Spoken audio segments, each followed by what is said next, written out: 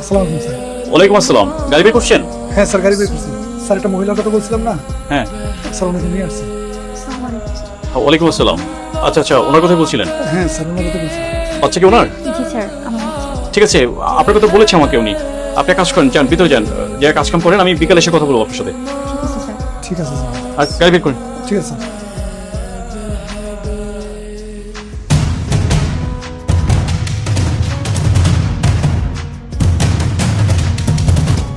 কি ব্যাপার, তুমি এখানে? আমারও তো সেম প্রশ্ন, তুমি এখানে, তুমি আমার বাসার ঠিকানা কি করে পেলে? আমি তোমার বাসার অ্যাড্রেসে এখানে আসি নাই, আমি তো এখানে কাম করতে আইছি।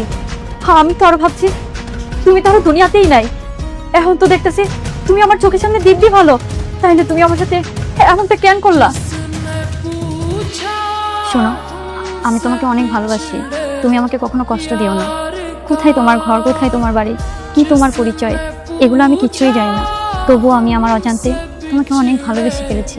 তাই বলছি, অতিথি পাখির মতো আমার জীবনে এসে আমার জীবনটাকে তুমি নষ্ট করে চলে যেও না। তুমি যেই সব কি বলছো পাগলের মতো, কিচ্ছু বুঝি না আমি। কোথায় যাবো আমি তোমাকে ছেড়ে? আরে আমিও তো তোমাকে ভালোবাসি। আর তাছাড়া আল্লাহর নামটি দেখে যে এড়িয়ে যাবে তার মনের ইচ্ছা কখনোই পূরণ হবে না। তাই আল্লাহর এই নামটির জন্য একটি লাইক এবং সাবস্ক্রাইব করে যাও। একতরফা কি ভালোবাসা হয় বলো? আমার এখন এখানেই বাড়িঘর, আমি এখন এখানেই থাকবো, শুধু তোমাকে বিয়ে করাটা বাকি।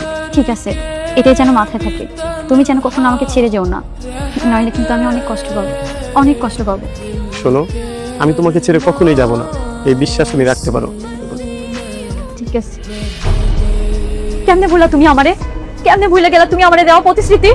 আমারে না হয় তুমি ভুলে গেছো, তোমার যে জন্মের সন্তান তারে তুমি কেমনে ভুলে গেলা? একটা বারের লেগেও কি তার কথা মনে পড়ে নাই তোমার? এই শোনো, এই সব না পুরান কাহিনী, এত বিস্তারিত বর্ণনা না আমি তোমারে দিতে পারবো না।